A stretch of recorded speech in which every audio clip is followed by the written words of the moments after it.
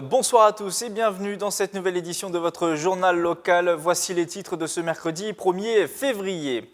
Identification biométrique, images infrarouges ou encore reconnaissance faciale. Comment assurer la sécurité dans les villes du futur? Une conférence a réuni experts et spécialistes du sujet à Guyancourt. Certains s'en méfient encore et pourtant ils sont de plus en plus utilisés par les Français. Les médicaments génériques représentent 82% des produits délivrés en pharmacie dans les Yvelines.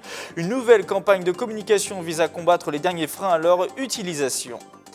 Enfin, dans ce journal, vous ferez la connaissance de Charline Conan, une jeune Yvelinoise de 23 ans qui va participer bientôt à la finale nationale du concours Miss Élégance. Mais on débute ce journal avec le musée de la ville de Saint-Quentin en Yvelines qui a officiellement rouvert ses portes ce mardi soir à Montigny-le-Bretonneux. Après les discours, le traditionnel ruban a été coupé par les élus. Environ 120 personnes étaient présentes pour l'occasion et ont pu visiter la structure de 280 mètres carrés désormais installée dans le bâtiment de la médiathèque du Canal. Les visiteurs du soir ont également découvert une exposition permanente sur l'histoire de l'agglomération de Saint-Quentin en Yvelines. Écoutez ces quelques réactions au micro de notre journaliste Michael Elmido. Moi, je trouve que c'est important parce que, justement, on est issu d'une vie nouvelle. On a l'impression qu'il n'y a jamais eu de vie avant. Et là, on fait le lien entre les villages et ce qui est la vie de maintenant. C'est vraiment l'objectif, c'est cette transmission du savoir, de la connaissance, mais c'est aussi du partage. On n'est pas là pour donner des leçons d'histoire, on est là pour la construire avec les habitants et avec les élus. On est ravis d'ailleurs de leur soutien. 18 mois de travaux, ça valait la peine. Une journée d'information et d'échange sur la sécurité dans les zones urbaines. L'association Optics Valais a organisé hier dans la salle de conférence du Crédit Agricole à Guyancourt un séminaire sur la problématique de la cybersécurité dans la ville intelligente. Professionnels et spécialistes sont ainsi succédés toute la journée pour présenter des projets innovants. Le but, assurer sa sécurité face aux cyberattaques.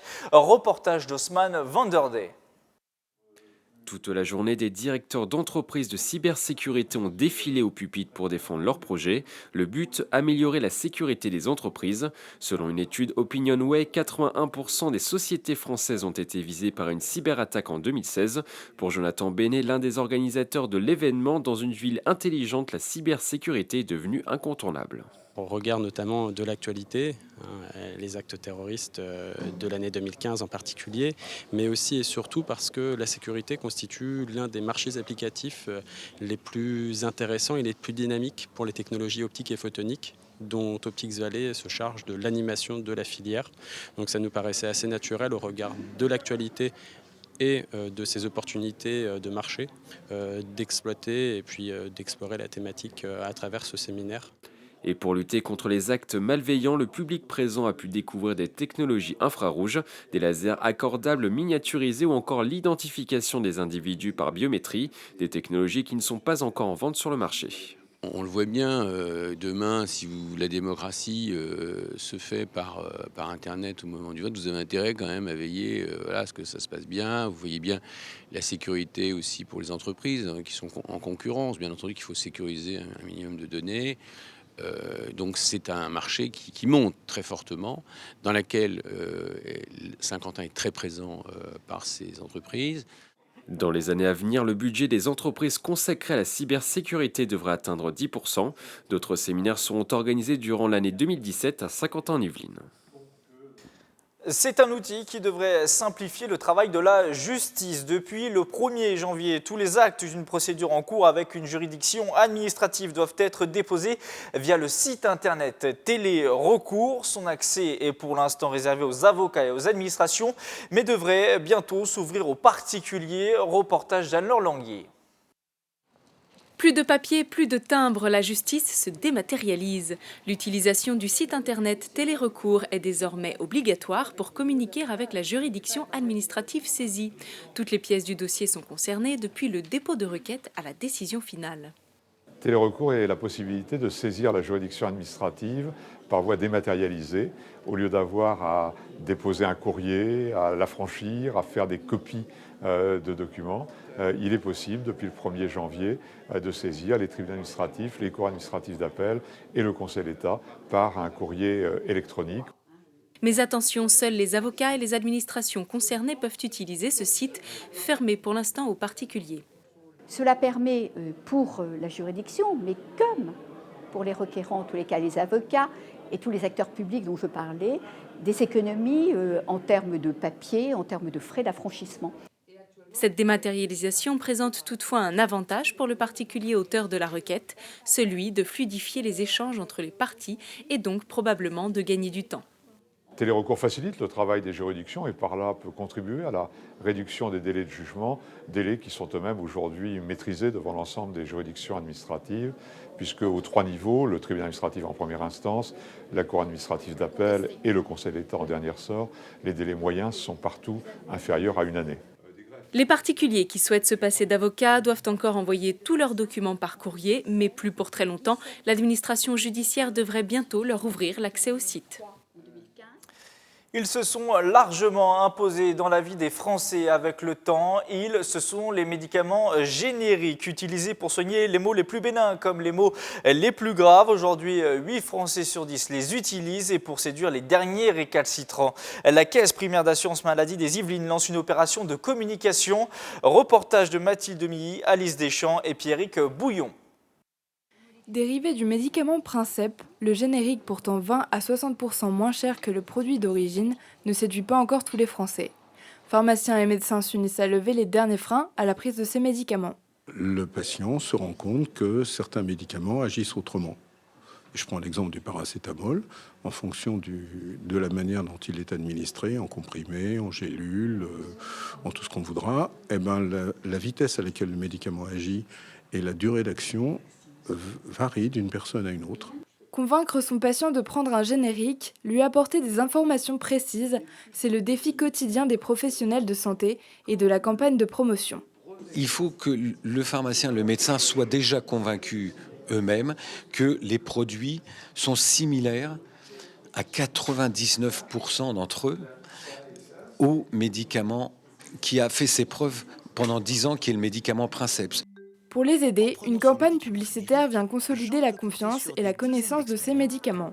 Un moyen compréhensible qui lève le doute sur ces génériques. Ils permettent d'une façon compréhensible par tout le monde de comprendre que c'est un enjeu pour l'ensemble des patients et qu'il y a une réelle sécurité de ces produits-là. Voilà. Et qu'on peut traiter toutes les maladies, les plus bénignes aux plus graves, avec les médicaments génériques. C'est ça qui est important. À l'avenir, la Caisse primaire d'assurance maladie prévoit comme objectif une prise de médicaments génériques dans 86% des cas. En octobre dernier, elle remportait le titre de Miss Élégance Paris-Île-de-France. Elle vise désormais le titre national. Charline Conan, 23 ans, vit à Saint-Cyr-l'École et participera à la finale du concours de beauté le 11 février prochain. Nous avons rencontré cette jeune femme de 23 ans qui souhaite devenir plus tard professeure de danse. Son portrait par Nicolas Dandry et Camille Lambert. De grands yeux noisettes, une chevelure volumineuse et un sourire gracieux, des atouts qui ont fait de Charline Conan Miss Élégance Paris-Île-de-France. À 23 ans, elle est arrivée première du concours régional face à 9 autres candidates. Une compétition sur la beauté, mais pas seulement. C'est un concours de beauté qui est ouvert aux jeunes filles d'1m65, donc ce qui est différent des autres qui sont ouverts qu'à partir d'1m70. Et qui met d'abord en avant la beauté bien sûr, mais surtout l'élégance. Le port de tête, le sourire, la démarche, la tenue. Le 11 février, Charline disputera la finale nationale. Passionnée de danse depuis son enfance, elle mise en partie sur sa formation pour remporter la couronne. Je suis actuellement en école de danse professionnelle sur Paris, dans le but final d'obtenir mon diplôme d'état de professeur de danse. Ça aide parce que de base j'ai une formation plus classique, donc du coup se tenir droit, avoir un port de tête, être gracieuse, voilà, c'est des choses qui m'ont aidé beaucoup grâce à la danse classique. En dehors de ses études, elle passe du temps chez sa mère avec sa sœur au Ménil-Saint-Denis, des moments privilégiés qui lui apportent un soutien infaillible. Je l'aide dans le choix de ses tenues, je l'aide quand elle fait des petites vidéos, elle me demande mon avis. Moi, je pense que c'est super parce que c'est quelque chose qu'on ne fait pas souvent, que tout le monde ne peut pas faire. Et donc, je pense que c'est quelque chose d'unique. La finale se déroulera à Forges-les-Eaux, en Normandie. Les internautes ont encore jusqu'au 10 février pour voter pour leur candidate favorite sur le site du concours. On referme ce journal avec la signature ce matin à la Fondation AG2R à Paris d'une convention entre les écoles de la deuxième chance des Yvelines et du Val-de-Marne et l'association J'ai un rêve, une association créée par la championne d'Europe de natation synchronisée Muriel Hermine. Le but de ce partenariat, proposer un coaching de haut niveau à des jeunes sans diplôme. Les précisions avec Haussmann Vanderdé et Julie Barenton. Goût du travail, sens de l'effort ou encore persévérance, voilà ce que les élèves de l'école de la seconde chance vont apprendre grâce au coaching de l'ex-championne d'Europe de natation synchronisée, Muriel Hermine. Spécialiste du coaching en entreprise depuis la fin de sa carrière, l'ex-nageuse souhaite soutenir les jeunes en difficulté. Moi, je les questionne. Parce que je considère qu'ils ont les réponses aux questions qu'ils se posent et aux difficultés qu'ils rencontrent. Je n'ai pas les solutions, mais eux ont les solutions. Les amener à prendre conscience de certaines choses, à regarder d'autres choses différemment, sous un autre angle, et finalement ouvrir des fenêtres dans leur tête. Et c'est des moments émotionnels, des moments où j'utilise des outils de coaching et de formation qui sont vraiment très intéressants et très pointus. Et pour permettre à ces jeunes de se dépasser, 12 adolescents partent pendant 2 jours et une nuit dans la ville de Fondettes, dans le centre de la France. Là, ils seront encadrés par une équipe de 5 personnes qui les pousseront lors d'activités sportives comme de l'escalade ou encore de la natation. Une expérience qui a déjà porté ses fruits lors d'une session test en décembre 2016. Les jeunes qui ont connu un début de vie souvent compliqué et qui ont besoin de cette deuxième chance reprennent confiance. Et ceux qui sont revenus de ce premier stage, mais de la même manière, ceux qui avaient assisté aussi à la première conférence, y ont puisé une très très grande énergie. Et c'est pour ça que ce qu'on signe aujourd'hui, on le signe de manière tout à fait sereine. Et à l'issue des 2 jours, l'association de Muriel Hermine accompagne financièrement les jeunes en les soutenant dans la mise en place d'un projet professionnel. Pour cette première saison, 4 sessions de coaching sont prévues entre janvier et juin 2017. Fin de ce 7-8, le journal. Rendez-vous demain, jeudi, aux horaires habituels pour une nouvelle édition. D'ici là, tous nos reportages sont à retrouver sur notre site internet tvfil78.com et l'application TVFil78. Bonne soirée à tous.